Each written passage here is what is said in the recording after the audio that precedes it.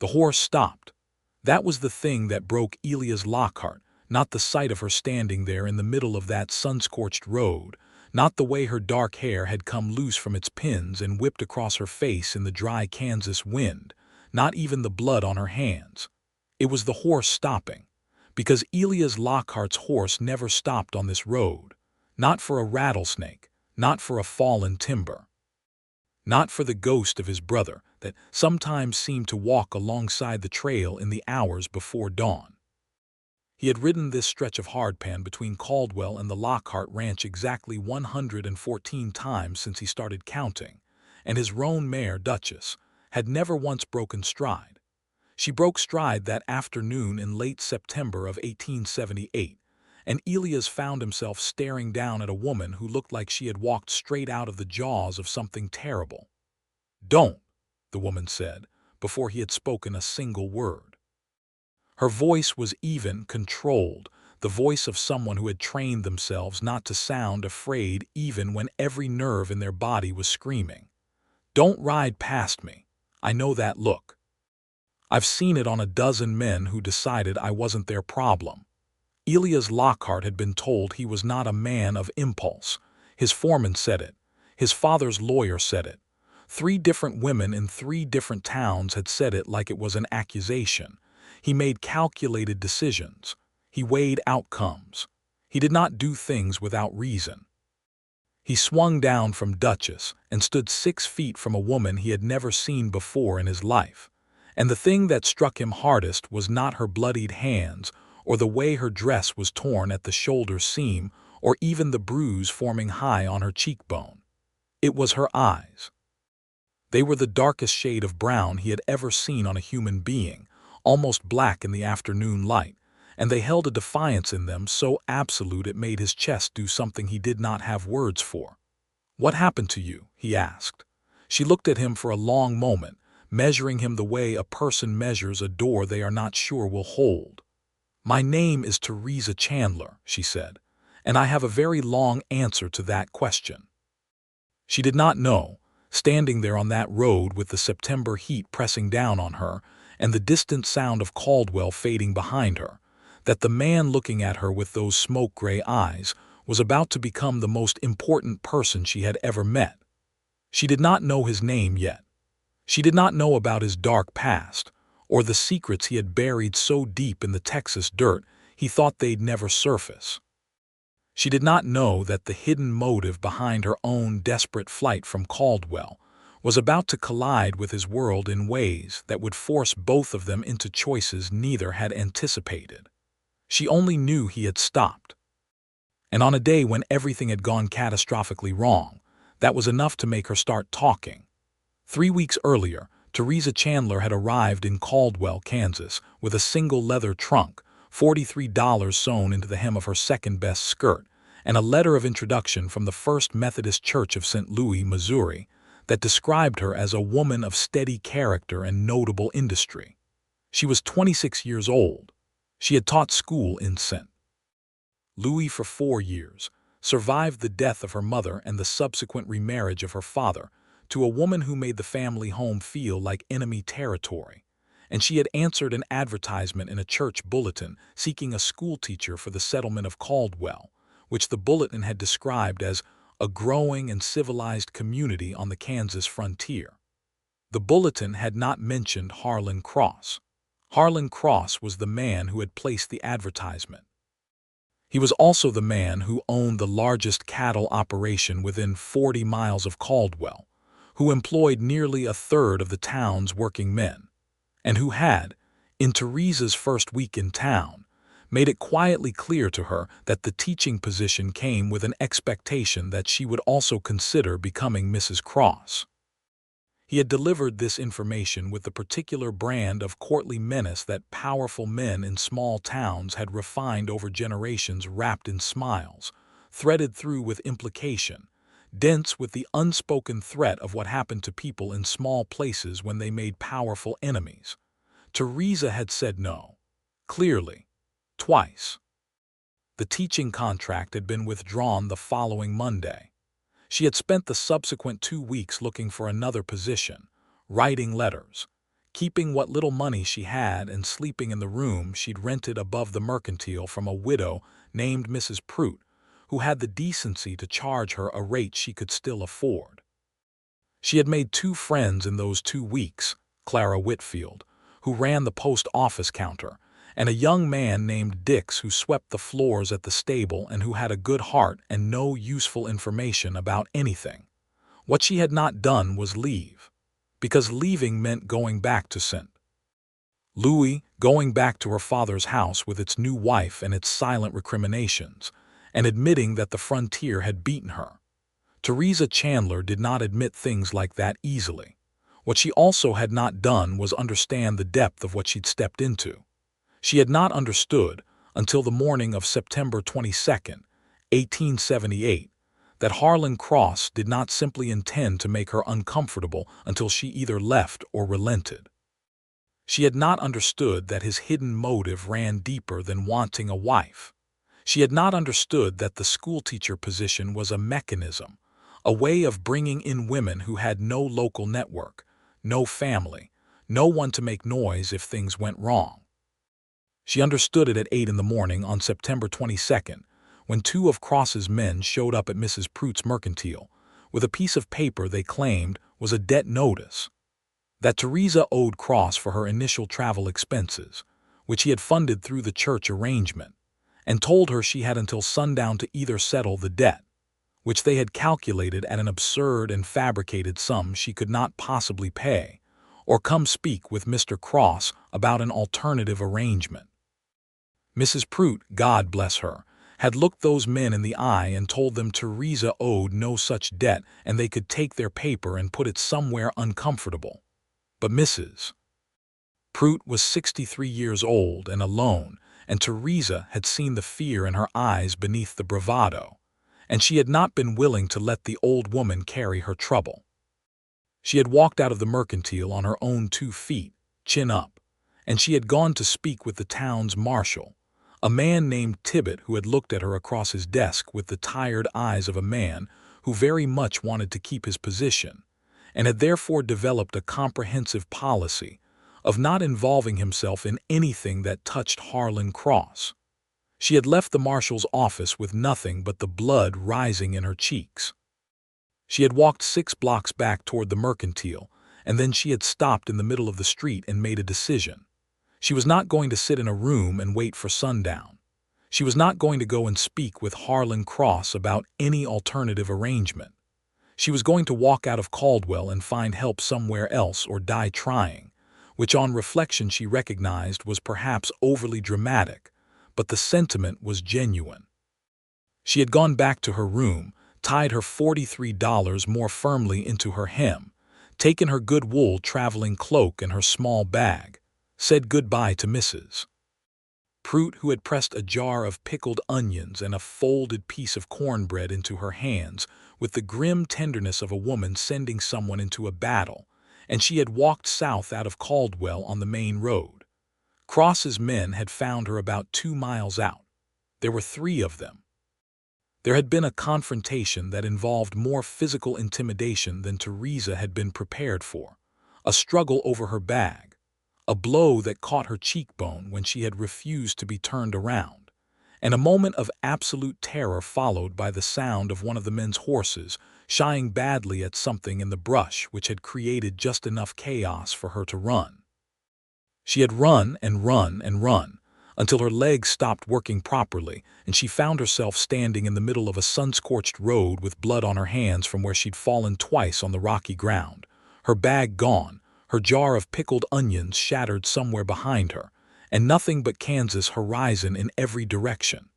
And then she had heard hoofbeats, and she had turned to face them rather than run, because she was done running for the day. Elias Lockhart listened to all of it. He stood with his arms crossed and his hat tilted back and his expression doing the thing it did when he was thinking hard, a kind of stillness that people who didn't know him sometimes mistook for indifference but was actually the opposite.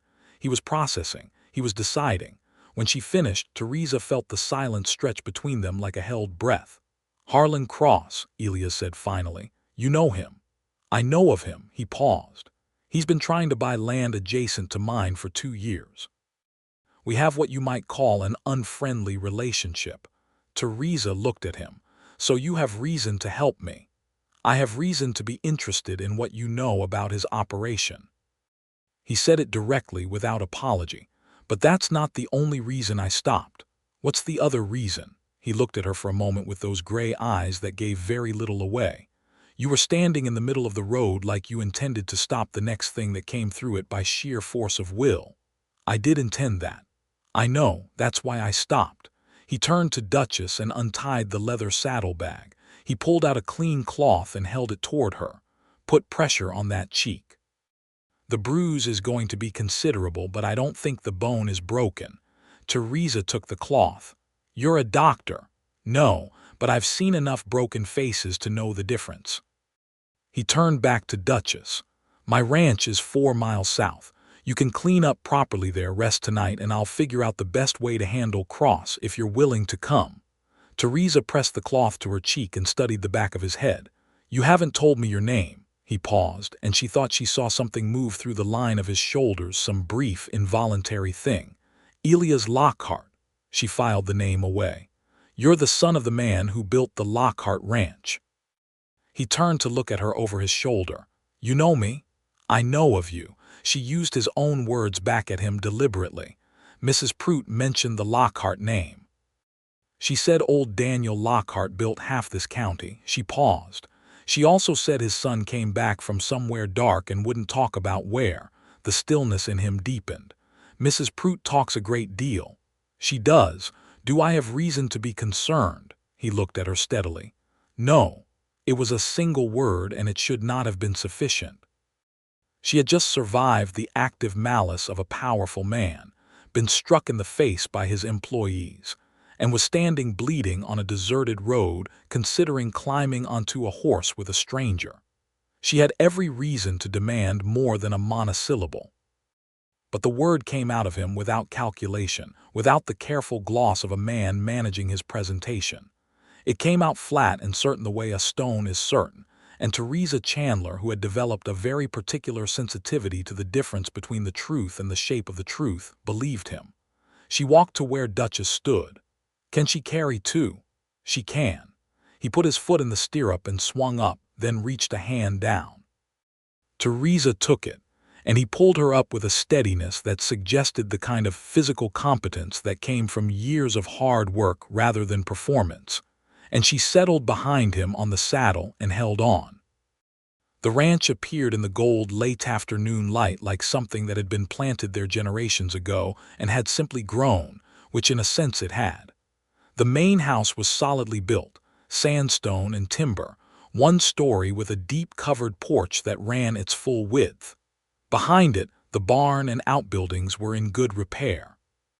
There were cottonwood trees along the creek that ran the property's eastern edge, their leaves just beginning to turn, and the whole thing had the quality of a place that had been genuinely lived in and genuinely cared for. A man came out of the barn as they rode up mid-40s, weathered brown, with a mustache that seemed to have its own separate existence on his face. He stopped and looked at Theresa and then at Elias with an expression that said a great deal without saying any of it aloud. Royce, Elias said, swinging down. This is Miss Theresa Chandler. She's had trouble with Cross's men. She'll be staying tonight. Royce looked at Theresa's bruised cheek and his mustache shifted in a way that communicated displeasure. Yes, sir. He took Duchess's reins. I'll let me know. Me turned out to be Royce's wife, who cooked for the ranch and kept the house in a state of controlled order that Theresa recognized immediately as the work of a woman with strong opinions and no tolerance for chaos. She was a small, broad-shouldered woman in her 40s with quick brown eyes and a voice like a struck bell, and when she looked at Theresa's cheek, she made a sound that was not quite a word but communicated everything. Come inside, me said. I'll heat water. Theresa was cleaned up, fed, and installed in a small clean room off the main hallway that appeared to be a spare room used primarily for storage, though me had made up the narrow cot with fresh linens before Theresa had even finished washing her face. The room smelled like cedar and dust, and the faint ghost of tobacco from some former occupant. Elias knocked on the open door at 7 in the evening, when Theresa was sitting on the edge of the cot with her hands around a tin cup of coffee me had brought her. "Better?" he asked. Considerably, she looked up at him. He had washed and changed his shirt, and the lamp in the hallway behind him threw his features into a combination of light and shadow that she noted, privately and without considerable analysis, made him look like something out of a story. He was not conventionally handsome. His face was too angular for that, his jaw too strong, his eyes set too deep. But there was a quality of attention in his face that made it interesting in a way that prettiness never quite achieved. "Sit down if you want," she said. "I have questions." He leaned in the doorway instead. "So do I. You first," she offered. He studied her a moment. "Cross's debt notice, does he have anything in writing that could be construed as a legitimate claim? The church arrangement paid my travel, but there was no note, no terms, no agreement beyond the teaching position itself. And the teaching position was withdrawn without cause." She set down her cup. "He's fabricating, but fabrication in a small town with a cooperative marshal becomes reality quickly." "It does." His jaw tightened. "He's done this before." "I believe so." "Clara, the woman at the post office, she started to tell me something and then stopped herself. I think she was afraid. Cross has had 3 teachers come through Caldwell in the last 4 years. All of them left." He said it with a flatness that contained something beneath it, an anger he was keeping on a very short leash. "I didn't know the mechanism. I do now." Theresa looked at him carefully. "Why does it matter to you beyond the land dispute?" The pause was brief, but she caught it. "My mother was a woman who got into a situation she couldn't get out of," he said. "I don't like watching it happen to other people." The room was quiet for a moment with the weight of that. "My turn," Theresa said. "Where did you come from before here?" He met her eyes. "Texas." "Doing what?" "Several things, some of them I'm not proud of." He said it without flinching, which she respected. "I worked cattle drives for 3 years. I worked as a deputy in a border town for a year, which is where the dark past Mrs. Prout apparently reference comes from, because it was a town with a great deal of violence in it, and I was involved in stopping some of that violence in ways that were not always clean." He paused. "And I spent 6 months doing a job I should have walked away from the moment I understood what it was." "What job?" "Working for a man who turned out to have interests he'd kept hidden from me until I was deep enough into the arrangement that walking away wasn't simple." He looked at her steadily. "I walked away anyway. It cost me." "What did it cost you?" "My brother." The word came out flat. Not pained, the kind of flatness that pain becomes after enough time, after a person has pressed it down and down until it hardened into something permanent. "He was working the same job. He didn't get out when I did." Theresa sat with that for a moment. "I'm sorry. It was 4 years ago." He pushed off the doorframe. "I came back here after it happened. My father had died while I was away, natural causes, not the job. So I came back to the ranch and I've been running it since. Alone. Royce and me have been here since my father's time. There are 4 hands on the payroll." He paused. "And now apparently 1 schoolteacher with nowhere to go." Theresa raised an eyebrow at the edge in that. "I wouldn't characterize it that way." "How would you characterize it?" "I would say I'm a woman who hit an obstacle and is regrouping before the next move." She held his gaze. "I didn't walk out of Caldwell to be rescued. I walked out to find a better position from which to solve my own problem." Something shifted in his expression. Not quite a smile, not yet, but the beginning of a reassessment. "What's your plan?" "I don't have a complete one yet. I need information I don't currently have. I need to write some letters, and I need a few days not looking over my shoulder while I think." She looked at him directly. "Can I have that?" He was quiet for a moment. "Yes." He said it the same way he'd said no on the road, simple and certain. "Thank you," she said. He pushed off from the doorframe and turned to go, and then stopped. "Miss Chandler." "Theresa." He glanced back. "Theresa. The spare room has a latch on the inside. I'm mentioning it because some women in uncertain circumstances prefer to know."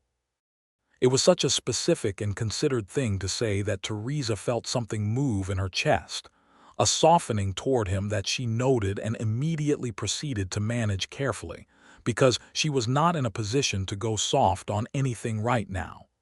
"Thank you," she said again. "Good night, Mr. Lockhart."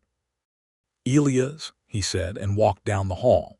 She listened to his footsteps and found herself smiling at the ceiling, which she identified as dangerous and did her best to stop. She did not entirely succeed. In the days that followed, the Lockhart ranch arranged itself around Theresa Chandler with a naturalness that surprised her. She was not the kind of woman who settled passively into other people's spaces. She helped me in the kitchen, not from obligation, but because she was genuinely unable to sit idle, and me received this assistance with the particular gratitude of a woman who had been doing the work of two people without complaint for years.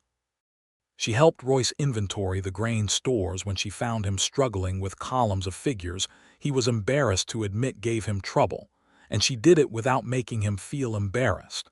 She walked the property edges in the mornings and learned its geography with the same methodical attention she'd given new school districts back in Missouri. And she watched Elias, not in a way she would have admitted to openly. She was too pragmatic for that kind of self-deception. She watched him the way she watched everything to understand it. She watched how he moved around the ranch with the particular economy of a man who had been doing physical work since he was a boy and whose body had organized itself around that work. She watched how the hands responded to him, not with the performative deference of men afraid of their employer, but with the steady respect of people who trusted his judgment. She watched how he spoke to me, which was with a warmth he kept largely tucked away in other contexts, surfacing in small moments. The way he always said please and thank you, the way he noticed when she'd baked something and mentioned it specifically. She watched how he looked at her when he thought she wasn't looking at him. She was almost always looking.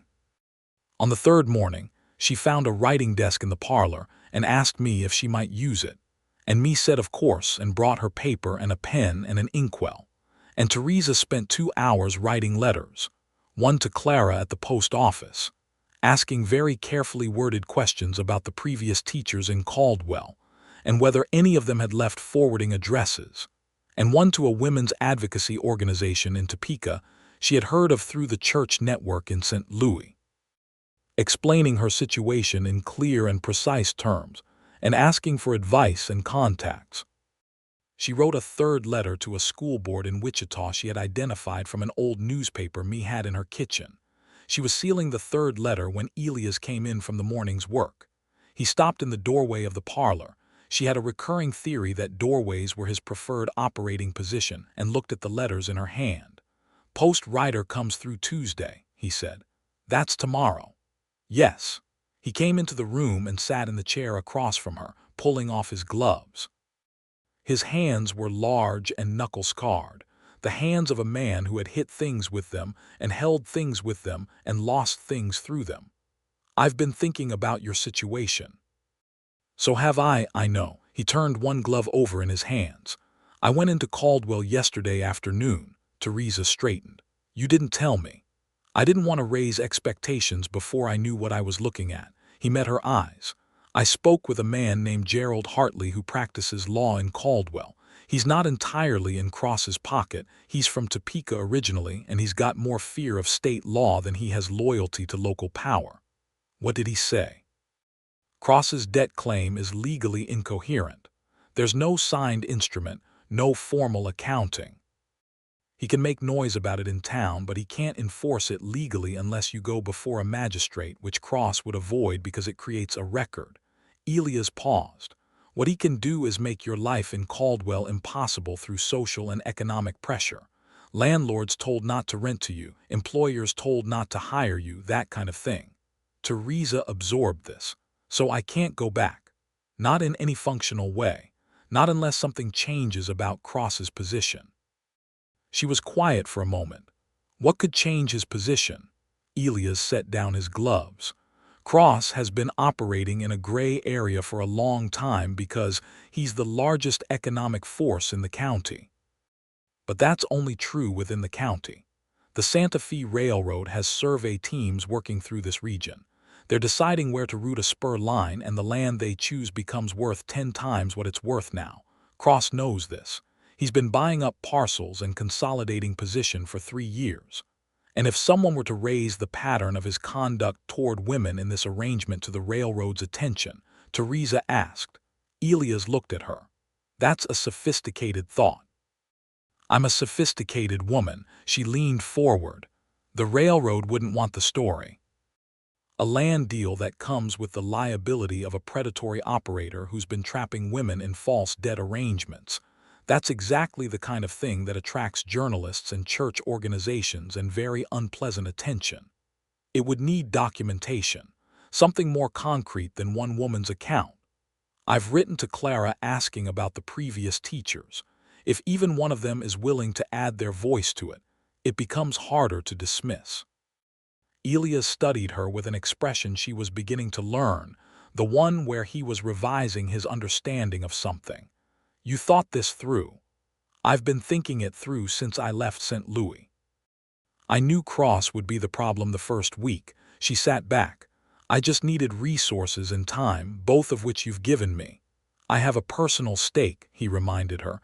I know, but you're still giving them. She held his gaze. I want to be clear that I'm grateful. I'm also not helpless. I haven't thought you were helpless for a single moment, he said. And then something in the set of his face changed, and she recognized it as something more personal, more unguarded than the careful consideration he usually showed. I thought you were one of the most self-possessed people I've ever pulled off a road.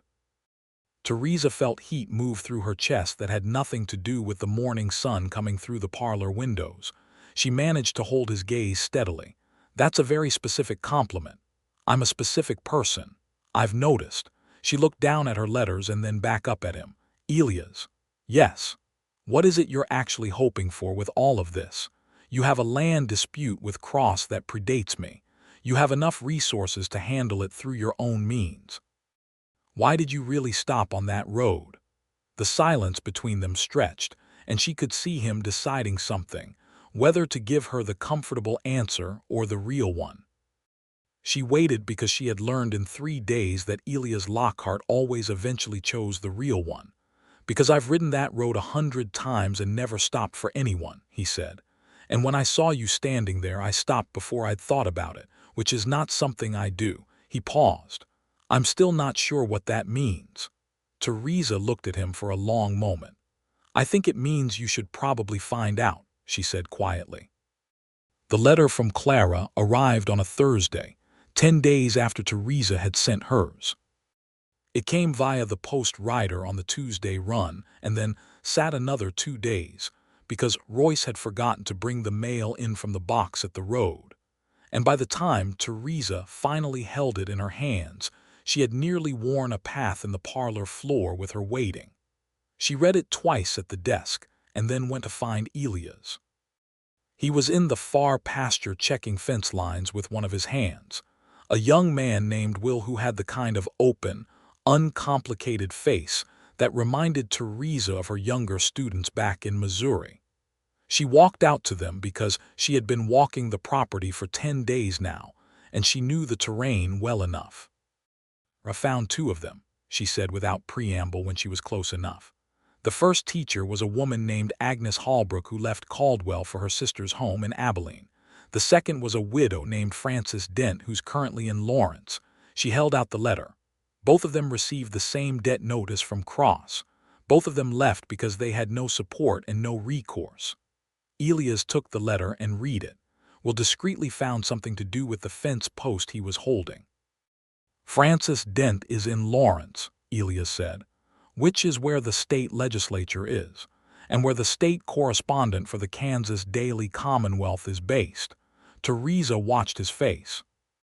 I knows a woman in Lawrence through her cousin. She can arrange an introduction.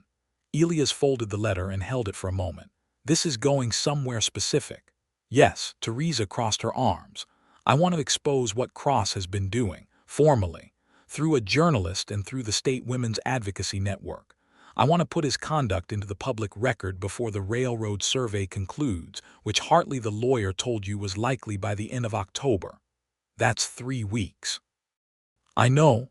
If Cross knows you're building a case against him, he'll act to shut it down before it reaches anyone who matters. He's not a man who waits.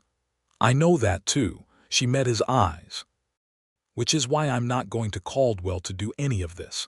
I'm going to do it from here, through letters and through Clara, and by the time Cross understands what's happening, it'll be past the point where shutting me down fixes his problem. Elias was quiet for a long moment. You're using the ranch as a base of operations. I'm asking to. I'm not doing it without your agreement. She held her chin level. I recognize this creates risk for you. Cross will find out I'm here eventually, and he'll move against your interests more aggressively. He's already moving against my interests. He's been trying to get a parcel of my south pasture through indirect means for 8 months. His jaw set. I'd rather fight him on a front where I have real ammunition. So you're in. He looked at her for a moment with that gray-eyed steadiness. I've been in since the road, he said simply. Will, still holding the fence post, made a noise that he converted very quickly into a cough. The following 2 weeks had an intensity to them that Theresa had not fully anticipated. Not the political work, which she had planned for and executed with systematic precision, drafting letters to Francis Dent in Lawrence, corresponding through Clara's Caldwell network, and receiving careful and detailed responses from the women's advocacy organization in Topeka that gave her the language and the legal framework to make what Cross had been doing visible and documentable. That part she had anticipated. What she had not anticipated was what it was like to live in close proximity to Elias Lockhart. He was not a demonstrative man. He did not tell her things directly, but he showed them. He began leaving his evening meal until after she'd come in from her letter writing, which meant they ate together at the kitchen table while me pointedly went elsewhere to do things that clearly could have waited. He began talking to her the way he apparently talked to almost no one, not about the ranch's logistics, which he discussed with Royce and Will and the other hands, but about the things beneath the logistics. His father, the ranch in the years when it had been struggling, the border town in Texas, and what it had been like to wear a badge in a place where the law was at best a polite fiction, and at worst a tool for whichever man was most willing to use it violently. She told him things too, about her mother, who had died of a fever when Theresa was 19 and who had been, she said, the kind of person who made every room slightly more alive just by being in it. About teaching school, which she loved with a specificity she found difficult to explain, not the institution of it, not the performance, but the moment when a child understood something they hadn't understood before, the way their face changed in that instant. About St. Louis and why she'd left it, and what she hoped to find on the frontier that she couldn't find in a city parlor. Freedom, he said one evening. They were on the porch because the evening was warm and the stars over Kansas in late September were a spectacle that neither of them could entirely ignore. That's what you're looking for. More specific than that, Theresa leaned her elbows on the porch rail and looked out at the dark pasture. I want to be useful in a place that needs it. I want to build something. In St. Louis, everything is already built. There's no room to put yourself. And here there's room for everything. She looked at him beside her in the darkness, even the hard parts. He was quiet for a moment. Especially the hard parts, he said. She felt the shift between them, had been feeling it for days, the way you feel a change in the weather before the actual weather arrives, a pressure in the atmosphere that wasn't there before. She didn't move toward it or away from it. She let it exist. Tell me about your brother, she said, which she had not asked before because she had been waiting until it felt right. If you want to tell me. She heard him draw a slow breath. Thomas, he said. He was 2 years younger than me. He had my father's temperament, which is to say he was easy. He liked people. He trusted people. He paused. Which is exactly the quality that got him killed. The job in Texas. The man we were working for, his name was Cutler. He ran cattle, but the cattle were a cover. The real money was in extortion, running protection through the border settlements. When I understood it fully, I told Thomas we needed to go. He said he needed 1 more month because Cutler owed him wages and he couldn't afford to walk away from them. Elias' voice was even, controlled. The same voice Theresa had heard from herself on the road that first day, not the absence of pain but the management of it. He didn't get the month. I'm sorry, Theresa said. She said it simply without decorating it. Cutler is in a federal penitentiary in Huntsville, Elias said. He's been there 3 years. I gave testimony, he looked at her. That was the other reason I left Texas. Men who give testimony against certain kinds of people find it healthier to be elsewhere. You put yourself at risk to do it. Thomas was dead. There wasn't much else I could do for him. He looked back out at the dark pasture. It felt like the minimum. Theresa stood with that for a moment and then, because she was a woman who acted on what she knew was true rather than what was safe, she reached out and put her hand over his where it rested on the porch rail. He didn't move. She felt the tension go through him, not withdrawal, something else. Like a person startled by being reached toward who then decides to hold still. You are not a minimum kind of man, she said quietly. Whatever you think about what you've done. He turned his hand over under hers and held it. He didn't say anything. The stars were very bright over the Kansas dark. They stayed like that for a long time. The situation with Cross escalated on a Wednesday in mid-October, as Elias had predicted it would. One of his hands, a solid, quiet man named Pete, rode in from the south pasture at noon, with the news that he'd found the fence line cut on the southern boundary, and 3 of Cross's men in the pasture beyond, claiming the land was Cross's and had been improperly surveyed when the original Lockhart deed was filed. Elias' face went still in a particular way when Pete delivered this information. Theresa, who had been learning to read his silences, recognized this one as the stillness of a man who had anticipated this move and was now calculating his response. He's escalating, she said. They were in the kitchen. Royce and Pete were at the table. Me was doing something loudly and unnecessarily with a cast iron pan. He's testing, Elias said. He wants to see if I'll respond with force, which gives him grounds to complain to the marshal, or if I won't respond, which means he walks onto my land unchallenged. There's a third option, Theresa said. I know what you're going to say. He doesn't know yet that our correspondence campaign is as far along as it is. If we give him a reason to think the fight is here on the land rather than in the newspapers in Topeka, he focuses on the wrong front. Elias looked at her for a moment. You want to draw his attention deliberately. I want to let it be drawn naturally. She paused. Go fix your fence. Don't threaten his men, but don't back down. Be visible. Make him think the fight is over land boundaries. She folded her hands on the table. Meanwhile, Frances Dent's letter to the Kansas Daily Commonwealth correspondent went out 4 days ago. Clara confirmed it. We're 3 days from the earliest point of a response. If the response comes, Royce said cautiously. It'll come, Theresa said with a certainty that was based on calculation rather than wishfulness.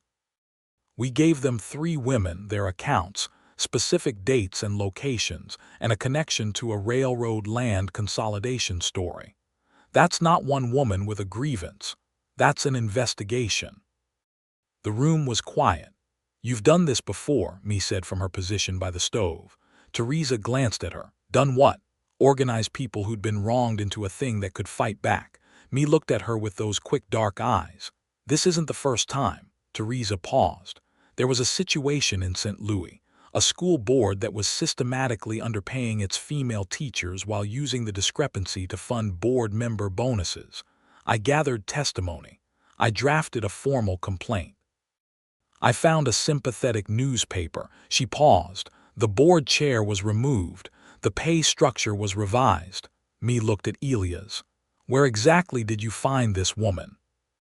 Elias looked at Theresa with that expression she'd been seeing more and more, the one that was not quite wonder and not quite admiration, but something in the general vicinity of both. In the middle of the road, he said, standing like she owned the horizon. Theresa felt warmth move through her so thoroughly she had to look down at the table to manage her expression. Me made a sound that was distinctly satisfied and returned to her iron pan. Elias rode out to fix the fence that afternoon.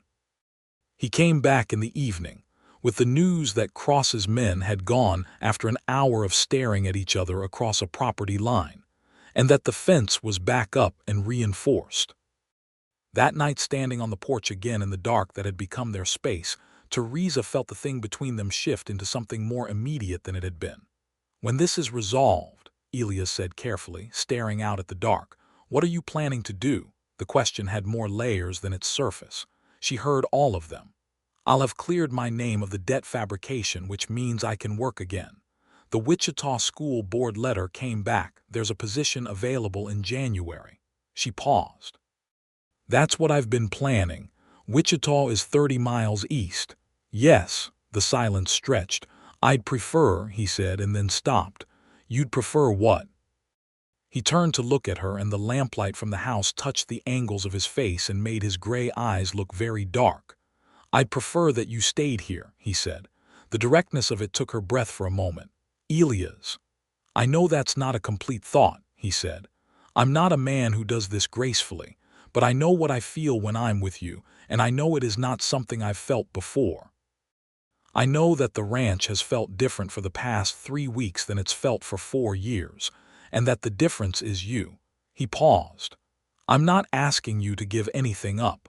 I'm asking you to consider whether what you want to build might be built here." Theresa looked at him for a long moment.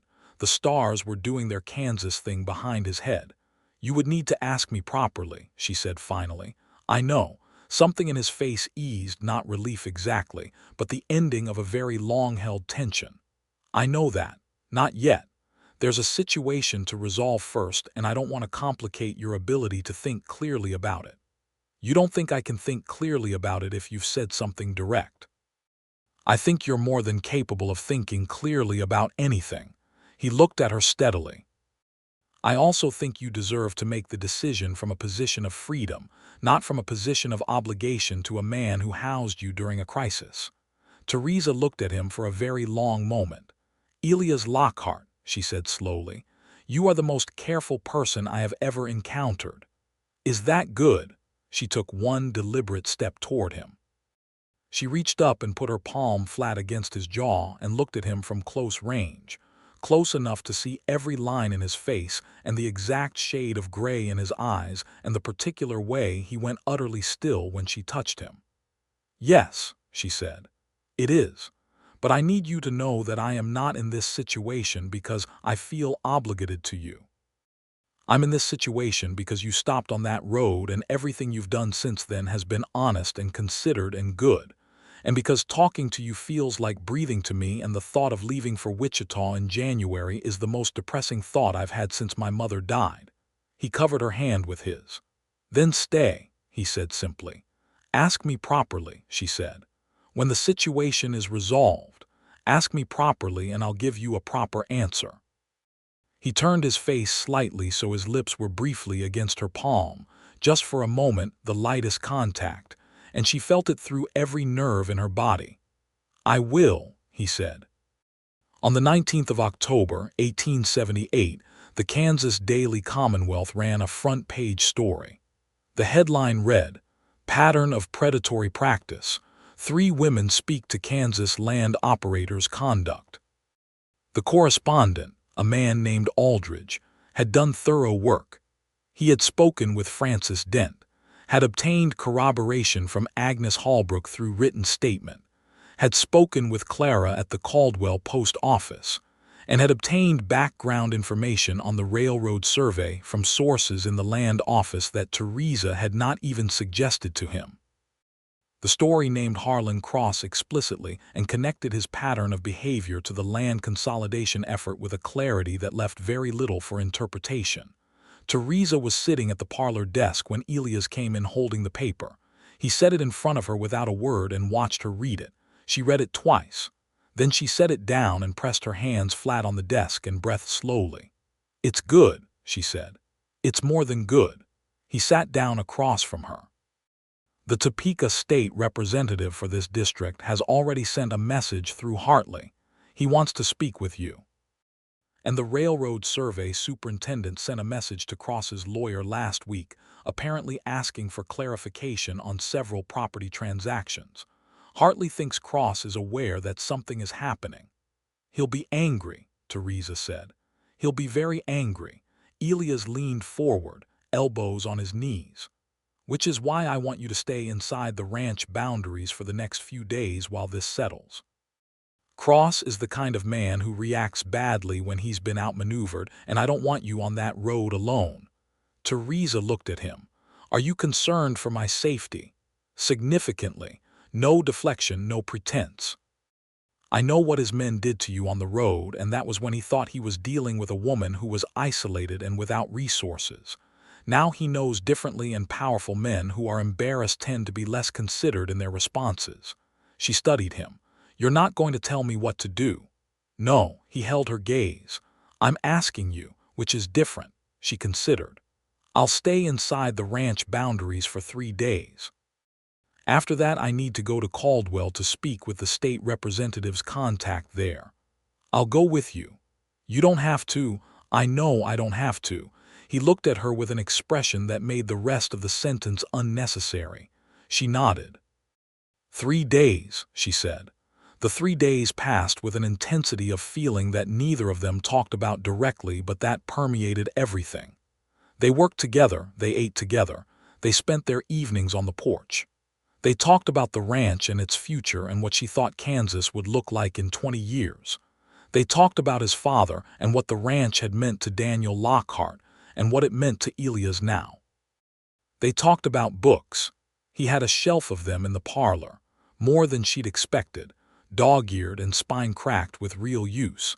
And she told him about the books she'd loved as a child, and he told her about reading cattle-driving manuals by firelight because he'd been trying to learn everything he could at 18 about a world he'd just entered.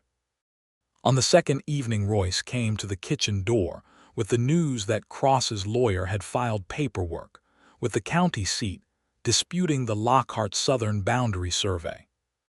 Elias had looked at the paperwork, set it on the table, and said with absolute calm that Hartley would handle it and that it was the last move of a man who had realized the board had shifted against him. He's making noise, Elias said. He's hoping to create enough legal confusion that the railroad survey people stay away from the mess. That won't work, Theresa said. The story is already printed. The pattern is already documented. The railroad doesn't want the liability. I know. He looked at her across the kitchen table and she saw something in his face that was very close to peace. I know it won't work. I just needed to say it out loud, she smiled. Say things out loud more. It suits you. His mouth curved. It was not a full smile. She was beginning to understand that full smiles from Elias Lockhart were rare and therefore significant. But it was genuine, and it reached his eyes, and she filed it away in the category of things she intended to see more of. On the morning of the 4th day, Elias saddled Duchess and a second horse, a steady bay gelding called Newton who he said was reliable and even-tempered, and they rode into Caldwell together. Caldwell was not exactly what she'd left. The town felt different when she was not moving through it alone and afraid. The main street was the same hardpan, the same false-fronted buildings, the same dust. But she had a man beside her who was known in this county, and who sat a horse in a way that said very clearly to anyone paying attention that he was not a man who could be pushed into a corner. The representative's contact was a lawyer from Topeka named Hewson who had set up for the day in Hartley's office. He took Theresa's full account in the presence of Hartley and Elias and 2 witnesses, writing it down in careful legal language. And when she finished, he told her that the state representative's office was formally opening an investigation into Cross's conduct, and that in his personal legal opinion the fabricated debt notice was unenforceable, and that anyone attempting to enforce it would expose themselves to liability. Mr. Cross has been contacted, Hewson said carefully, and has been advised to resolve the outstanding matters through the representative's office rather than through any further direct action toward any party. Will he comply? Theresa asked. Mr. Cross is a practical man, Hewson said. He's also a man who's just been told, indirectly but clearly, that the railroad survey superintendent is reviewing the circumstances of his land consolidation in light of the recent press coverage. I believe he will comply." Theresa looked at Elias beside her. Elias was looking at Hewson with an expression that said he was reserving judgment, but was cautiously prepared to accept this outcome. They rode back to the ranch in the afternoon light. Neither of them spoke for the first mile, which was the kind of silence that happens when two people are processing the same large event from their respective insides. "It's going to hold," Theresa said finally. "Yes," he glanced at her. "I think it will. He'll lose the land deal he was building for. The railroad will root around a documented situation. Probably," he paused, "he still has the cattle operation. He'll still be a powerful man in this county. He's not destroyed." "No," she agreed, "but he's checked. The women he was doing this to are on record. If he tries it again, the record already exists." She rode in silence for a moment. "It's not everything, but it's what was available." "Sometimes that's what matters," Elias said. "The available thing done well." They were half a mile from the ranch when he stopped Duchess on the road. Theresa brought Newton to a halt beside him and looked at him questioningly. He turned to face her, and she saw that he had the look of a man who had prepared something and was now in the process of delivering it with more feeling than he'd expected to feel. "The situation is resolved," he said. She felt the air change. "Theresa," he held her gaze with an unwavering steadiness, "I would like to ask you properly whether you would consider staying on this ranch not as a guest and not as a practical arrangement but as my wife." He paused. "I know that's an enormous thing to ask. I know we've known each other for less than a month. I know you have plans and possibilities and a position in Wichita, and I am not asking you to sacrifice any of those things. The school in Wichita can be a school in this county instead. Teaching can be teaching whether it's 30 miles east or 4 miles south of Caldwell." He paused again. "What I'm asking is whether you want this with me. The ranch and the work and the hard parts and the porch at night and whatever comes next." He held her eyes. "I'm asking because I love you. I realized it about 8 days ago, and I've been holding it carefully since then, waiting for the right moment. This is the right moment." Theresa Chandler sat on Newton, the steady bay gelding in the afternoon sun on the road south of Caldwell, Kansas, in the autumn of 1878, and looked at this angular, careful, deeply feeling man who had stopped on a road when he never stopped on roads. And she thought about St. Louis and freedom and building things and what it felt like to talk to someone like breathing. "Yes," she said, "I want this with you." His expression did the thing she had not quite seen before. It opened entirely, all the careful management of it gone, and what was underneath was so genuine and so warm that her heart turned over in her chest. He reached across the space between their horses and took her hand. "Thank you," he said. She laughed, because it was such an Elias thing to say, gracious and specific and a little formal and entirely sincere. "You're welcome," she said. "Now take me home." They were married in December of that year, 1878, on a clear, cold day with frost on the cottonwood trees along the creek, and a sky so blue it seemed impossible. The ceremony was held in the main room of the Lockhart ranch house, because the nearest church was in Caldwell and Theresa had a complicated relationship with Caldwell still, and because Me had decorated the room with dried wildflowers and juniper boughs and pine that she'd gathered herself over 2 weeks with the dedication of a woman who considers a wedding a professional accomplishment. Royce was Elias' witness. Clara Whitfield had come from Caldwell, having received Theresa's letter with such explosive happiness that she had apparently alarmed the customers in the post office with the noise she made. Clara was Theresa's witness, and she cried from beginning to end of the ceremony with an enthusiasm that was deeply endearing. The minister was a traveling Methodist named Reverend Crane who was, to his considerable credit, a man who asked no unnecessary questions, performed the ceremony with warmth and brevity, and then sat down at Me's table and ate 3 servings of the wedding supper without self-consciousness. Elias Lockhart said his vows in a voice that was low and level, and looked at Theresa the entire time he spoke them as though every word was specifically and personally addressed to her, which she supposed they were. Theresa set hers back to him clearly and without any tremor, because she had not been afraid of this since the moment she'd said yes on the road, and the absence of fear in her was itself a kind of declaration. When Reverend Crane said they could kiss, Elias put one hand along the side of her face very gently, conscious of the bruise that had long since healed, but as though the memory of it had made him permanently tender in that specific spot, and kissed her in a way that was warm and deliberate and unmistakably meant, and Clara made a sound that might have been a sob or might have been applause. Me made a sound that was distinctly both. That night the ranch was quiet, with the particular quiet of a house that has held a celebration and is now settling back into itself. The fire in the main room had burned low. The guests had gone, Clara back to her rented room in Caldwell, Reverend Crane on to his next stop. Royce and me had retreated to their own small house at the edge of the property, with a tact that Theresa appreciated from the bottom of her soul. Elias and Theresa sat together on the parlor settle in the firelight, his arm around her shoulders and her head tipped against him, and the quiet was not the quiet of emptiness, but the quiet of fullness of two people who had arrived at something and were resting in it. "Tell me something," she said. "What kind of something? Something you've never told anyone else." He was quiet for a moment. "When I came back here after Texas," he said slowly, "after Thomas, after all of it, I used to ride that southern road every week. It was a habit from when my father was alive. He'd ridden it to check the boundary, and I just continued it."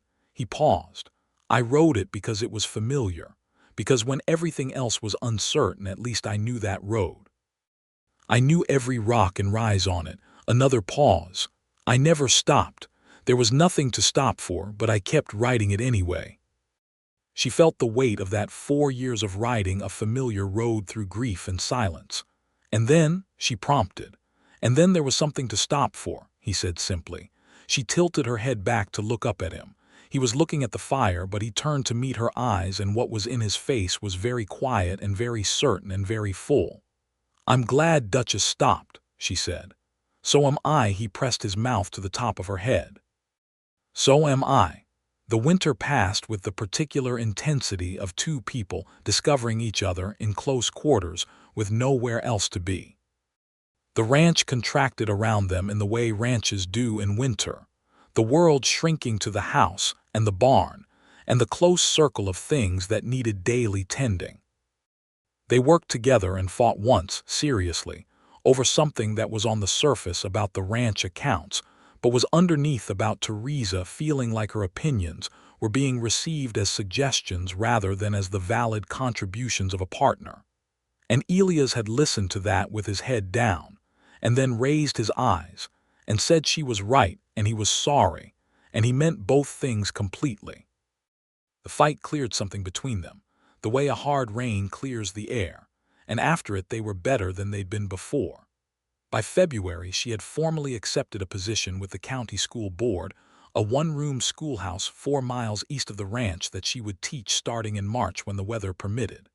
She had negotiated her own salary, organized the supply order herself, and arranged with a local family to board on their property 2 nights a week when the weather made the daily ride impractical. She told Elias about this plan fully formed, and he had listened to all of it, and then said it sounded well organized and asked if the school had adequate stove wood, and she had loved him very much in that moment.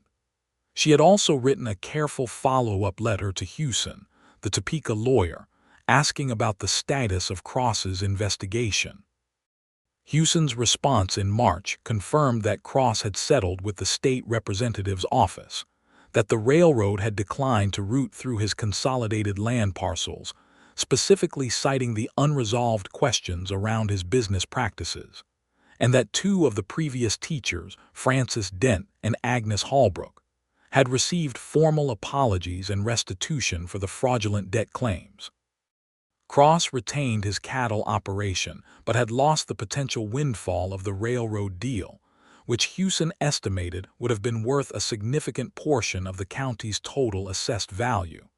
"He's been declawed," Theresa said when she finished reading the letter. "Adequately," Elias said. "He's not gone, he'll rebuild over time. Then the record exists for when he tries again." "Yes." She folded the letter and looked at her husband. "Are you satisfied?" he considered.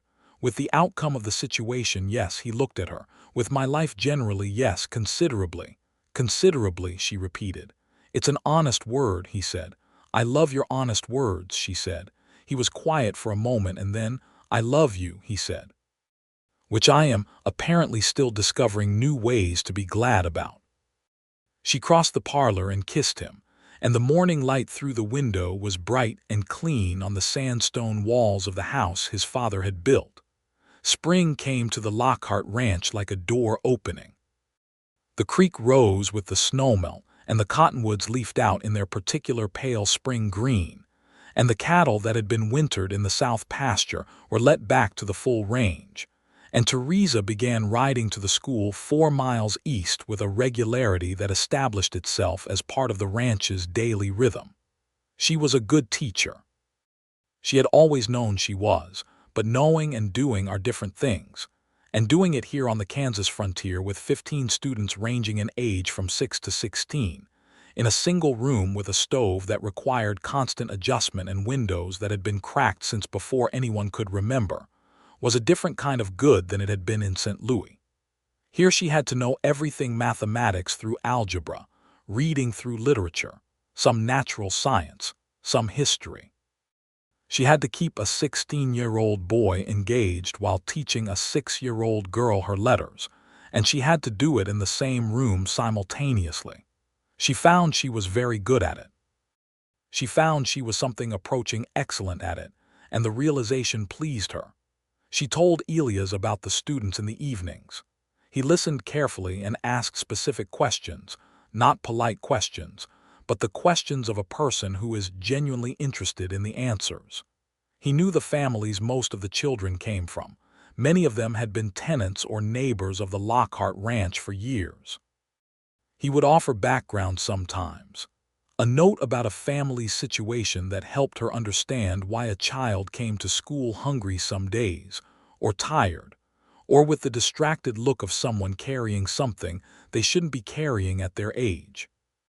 They had been married 7 months when Theresa told him, on a July evening with the cottonwoods in full dark green and the lightning bugs going in the pasture, that she thought she was expecting.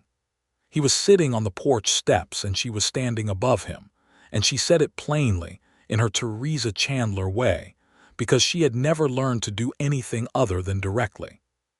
He turned to look up at her, and the expression on his face was one she had not seen before, the fullness she had come to know in him, but wider, opened further, almost overwhelmed by something he was very carefully holding together.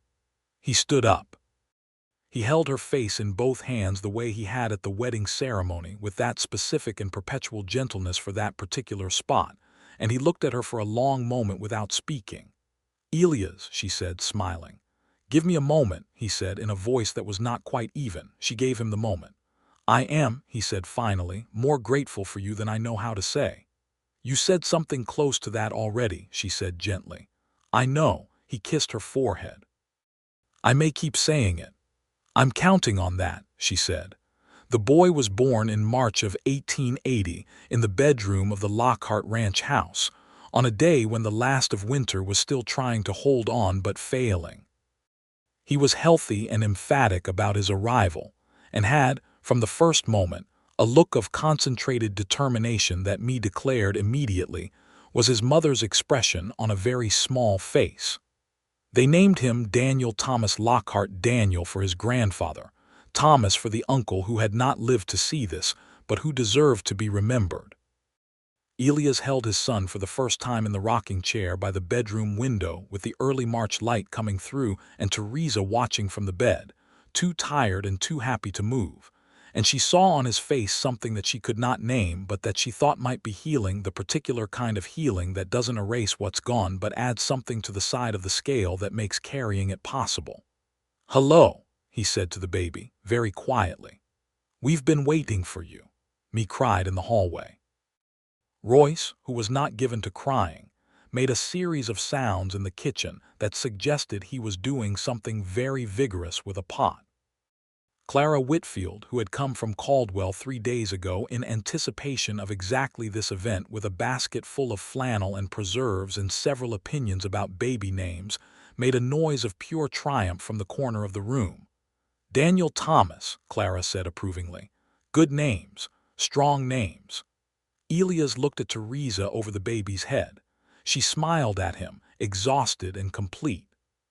He smiled back, a full one of the real ones she had been collecting since October of 1878, and it was worth every hard thing that had come before it.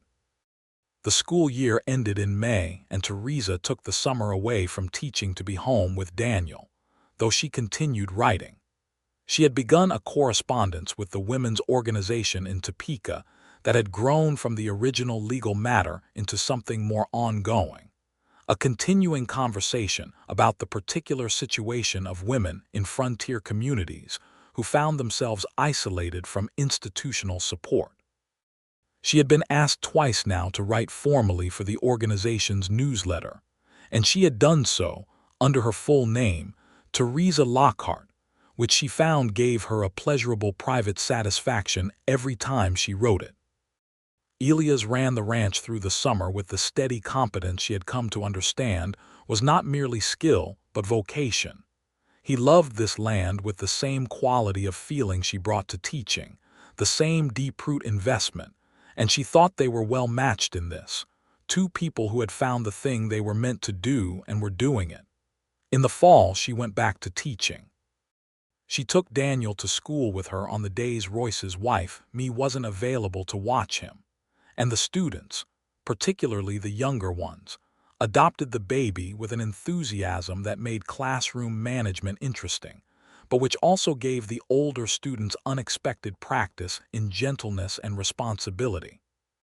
On an evening in November of 1880, Elias rode the southern road back from Caldwell, where he had been at the county deed office, finalizing the formal resolution of the boundary dispute. Cross's lawyers had finally dropped the competing survey claim as part of the broader settlement, and he stopped his horse without meaning to, right at the spot. He recognized the spot because he always recognized it, had recognized it every time he'd ridden through it in the 2 years since. The exact angle of the road as it crested a small rise, the particular spread of hardpan and dry grass, the way the sky opened up on the south side. He sat Duchess in the road for a moment. He thought about a woman standing in that spot with blood on her hands and defiance in her eyes, and the voice of someone who had learned to sound unafraid. He thought about everything that had come from that moment the ranch transformed from a place of private grief into a place of genuine life. The son asleep in the back bedroom who looked like his mother and had his grandfather's name. The woman who made every room he was in feel the way a room is supposed to feel when it's working properly. He thought about his brother and found that thinking about Thomas now had something different in it than it had once had, not the absence of grief, which would never entirely leave, but alongside the grief something that felt like continuity. The ranch continued. The Lockhart name continued. The work continued and would be handed forward. He turned Duchess for home. The ranch appeared in the November evening light with its lights showing through the windows, the warm gold of the lamps visible from the road, and he could see me's silhouette moving through the kitchen and Theresa's at the parlor window, and he rode toward it with the particular feeling of a man who has come to understand the difference between living somewhere and belonging somewhere. He put Duchess up in the barn, rubbing her down himself rather than leaving it for Will, because it had been a good day and the barn was warm, and he wasn't ready to go inside yet. He needed the transitional moment, the barn smell of hay and horse and old wood, the particular quietness of the animals settling for the night. "You did a good thing," he told Duchess, who was indifferent to this information and was eating. That day, stopping, he put away the tack and walked across the yard to the house. Theresa was in the kitchen helping me clear up after supper. She looked at him when he came in, and her face did the thing it did, lit up in a way that was not performance and never had been. That straight, genuine response to his presence that he still, after 2 years of marriage, found slightly astonishing. "Royce got it," she said, meaning the boundary resolution. "It's done," he said, "signed and recorded." She handed me the dish she was holding and crossed the kitchen and hugged him, which she did with her whole body and without self-consciousness, the way she did everything. He held her and smelled her hair and the supper smells of the kitchen and felt the house around them solid and warm. "Daniel's asleep," she said against his shoulder. "Good." He held her a moment longer. "Are you?" She leaned back to look at him. "Am I what?" "Good," she smiled. "Better than good." She held his gaze. "I was thinking tonight." "About what?" "About a road." She watched his face. "About a woman standing in it." He felt a warmth move through him that had no adequate language. "What were you thinking about her?" "That she was very lucky," Theresa said. "That the man who rode that road every week decided to stop." He shook his head slowly. "The luck went the other direction," he said. "Trust me on that." She put her palm against his jaw, the same gesture she had used on the porch that first autumn, that he had carried as a specific tactile memory ever since. "I do trust you," she said. "I trust you completely." He turned his face and pressed his lips briefly to her palm, the same way he had that first evening, and felt her smile against his shoulder. Me, who had the excellent instincts of a person who understood when to be elsewhere, announced that she had forgotten something critical in the root cellar and departed. They stood together in the kitchen of the house that Daniel Lockhart built and Elias Lockhart had kept, and that now held more life than either of those men had fully planned for. And the November wind moved outside against the walls, and the lamp burned, and the ranch settled into the night. By the spring of 1882, the Lockhart household had expanded in ways that continued to feel, to Elias, like something being added to the scale. A second child, a girl this time, born in April with her father's gray eyes and her mother's absolute certainty about what she wanted, was named Margaret Clara Lockhart, the Clara being Theresa's insistence in honor of the woman at the Caldwell post office who had been the first ally in a situation that had eventually led to everything. Clara Whitfield herself, informed of this by letter, sent back a response that Theresa read aloud to Elias at the kitchen table, and then had to stop reading because she was laughing too hard to continue. Daniel was 2.5 and had opinions about the baby that ranged from territorial to fascinated, depending on the hour. He was a sturdy, serious boy who already showed the particular attentiveness of his father and who, in unguarded moments, laughed with a fullness that reminded Elias, with a sweetness that no longer hurt in the way it once had, of Thomas. The school continued. Theresa had negotiated a formal full-year contract with the county school board and had persuaded them to fund a second-room addition to the schoolhouse, which had been constructed over the previous summer by 3 of the local farmers' families, in a collective effort that had turned into a community event with food and music, and a level of human warmth that Theresa had written about afterward as the clearest evidence she had found yet that the frontier, given the right conditions, was capable of being exactly what she had come looking for. Elias had attended the school's construction day. He had worked alongside the other men with a quietness that was by now understood in the community as simply his way, a man who worked and didn't talk much but whose presence was reliable and whose contribution was always exactly what was needed. He had also, Theresa noticed, started talking more than he used to. Not in public, he was still not a public man, but in the evenings in the kitchen, on the porch. It was as if something that had been sealed for years had found its way to being open, and the opening had been gradual rather than sudden, like the way ground thaws in early spring. He talked about his father more now.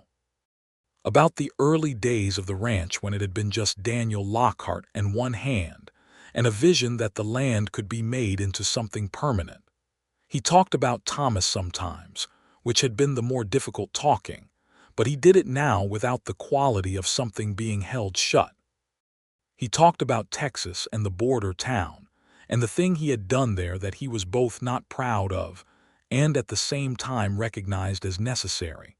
And Theresa had listened to all of it with the particular quality of attention that was one of the things he had told her he loved most about her. The way she listened not to formulate responses, but to actually understand.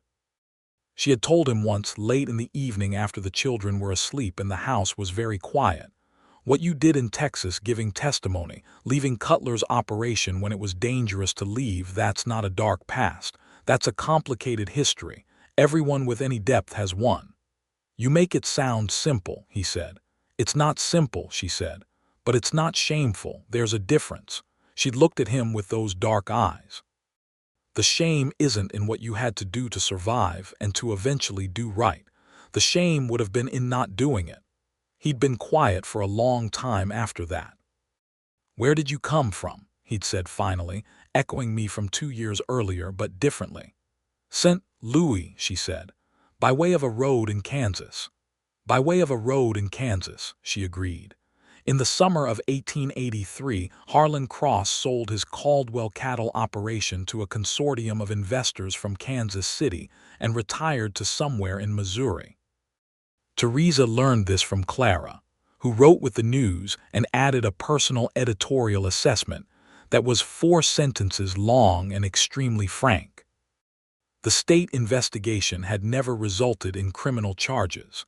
The law simply wasn't structured to prosecute what Cross had been doing in a way that would have stuck, but the documented record, the railroad loss, and the ongoing public attention had made his position in Caldwell untenable in the way that only matters of reputation and economics can make a powerful man's position untenable. Theresa wrote back to Clara, "I will not celebrate, because the women he hurt were hurt, and that doesn't unhappen. But I will acknowledge that the record exists and that it matters, and that the next man who thinks about doing what he did will have to look at that record first." She showed the letter to Elias before she sent it. He read it and handed it back. "That's exactly right," he said. "You're sure? It's honest and it's measured and it doesn't pretend something is finished that isn't finished." He looked at her. "It's you." She smiled and sealed the letter. The ranch continued to grow not in the dramatic way of speculation and rapid expansion, but in the organic way of careful stewardship, the way good things grow when they're built on foundations that were made to last. Elias added to the herd gradually, improved the water situation on the south pasture, put in a proper root cellar and a second well. Royce and me remained, aging gracefully, and with a contentment that seemed to be built partly from the satisfaction of watching the Lockhart family be what it had become. Will, the young hand, married a woman from the neighboring farm, and they settled into a modest house at the ranch's edge, which meant the ranch had started to accumulate the quality of a small community rather than a working operation, which Theresa found enormously satisfying. Daniel started school, his mother's school, in the autumn of 1884. There was a brief and intense negotiation about whether this was a good idea, and Theresa had argued that treating him differently from the other students would be a disservice to him and to the other children, and Elias had agreed with the quiet certainty of a man who had learned that, when his wife made an argument from this kind of position, it was because she had already thought it through more thoroughly than anyone else was going to. Daniel was a good student. He was also, and this delighted Theresa to a degree, she tried to be professional about one of the students for whom the moment of understanding something new was most visibly transformative. She would watch his face when a concept clicked, and see that flash of recognition and feel it as the precise thing she had told Elias about all those years ago, the moment that had kept her teaching through 4 years in St. Louis, and that kept her teaching now. On a September evening in 1885, almost exactly 7 years after the road, Elias and Theresa were on the porch as they had always been, in the cooling air with the stars doing their Kansas performance above the dark pasture. Daniel was inside doing his letters under me's supervision. Margaret, who was 3, was asleep. The ranch was quiet. 7 years ago tomorrow, Theresa said. "Yes," He was quiet for a moment. "You remember the date. September 22nd. She looked at the dark pasture. I walked out of Caldwell thinking I was probably making a mistake and that I would figure it out as I went. That's a good philosophy. It's the only one I've ever managed to follow consistently." She paused. "I figured you out as I went. How did that process go for you?" She turned her head to look at him. He was looking at her with the expression she knew better than any other face in the world, that complete, unguarded, specifically directed attention. "It went very well," she said. "It's ongoing. I know the feeling." He reached for her hand. "I think about that road sometimes." "So do I." "I'm glad Duchess has good instincts." Theresa laughed fully, genuinely. The laugh she had stopped trying to moderate 3 years into marriage because Elias had told her once very seriously that he considered her laugh one of the great specific pleasures of his life, and she had decided after that she was done being self-conscious about it. "We should thank her," she said. "I do," he said. "Every morning." Inside the house, Daniel was reading aloud to me in his careful 6-year-old voice, sounding out words with the concentration of someone who understands that language is a door, and that doors are for opening. The lamp light came through the window and lay gold across the porch boards. Elias held Theresa's hand in the dark, and the stars were very bright, and the ranch was solid and certain around them, built on foundations that had held through grief and distance, and the particular kind of darkness that comes from losing people you love too early. Built now to hold something else, not instead of the loss but alongside it, which is the way life builds itself when it builds honestly. She leaned into him. He held her. The night was quiet with the fullness of everything that had grown from a single stopped moment on a Kansas road in September of 1878. A man who always rode straight through, making a choice he didn't think about until after he'd made it. A woman standing in the middle of a road with blood on her hands and her chin up, and her dark eyes saying, "I will not be dismissed," and the space of held breath between them where a life had not yet started but was about to. He had ridden that road 100 times and never stopped. The day he did, she was standing right there.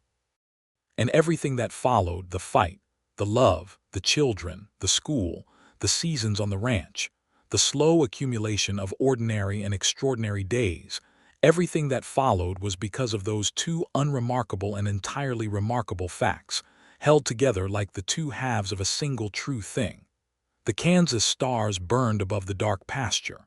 The cottonwood leaves along the creek turned in the night wind. The lamp inside burned warm and steady. And Theresa and Elias Lockhart sat on their porch in the dark and did not say anything more for a long time, because everything worth saying had been said, and everything worth being was already here.